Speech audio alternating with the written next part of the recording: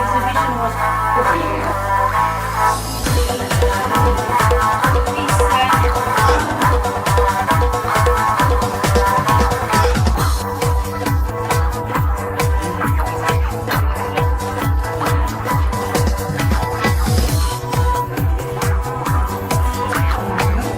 so'nggi yillarda ekologik muammolarga befarq bo'lmagan.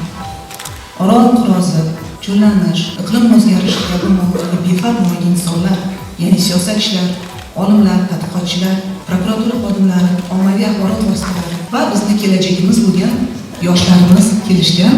Universitet Orolbo'yi turizmini rivojlantirishga hissasini qo'sha oladi va kerak bo'lsa iqlim rezidensiyasi bu loyiha orqali xalqaro olimlarni, mahalliy olimlarni, yetakchi mahalliy olimlarni ham jalb qilgan holda eng dolzarb, eng nozik bo'lgan muammolarni ko'tarib, ularga demak yechimlar topish imkoniyatini yaratadi. Taqdimotlar orqali turli xildagi yangi va takrorlanmas innovatsion loyihalar, ekologiyaga kiritilishi mumkin bo'lgan ana shu Koreya texnologiyalarini O'zbekistonda joriy qilinayotganligi, bundan tashqari ko'plab mana shu O'rta Osiyoda yagona bo'lgan atrof muhitga bag'ishlangan turli xildagi universitetlar tashkil qilinishi haqidagi ma'lumotlar ham barchamizni quvontirdi. Nukus shahri markazida As a representative of the international Ekologiya bu bizni atrof muhit, bu bizni tabiatimiz, bu bizni ona vatanimiz.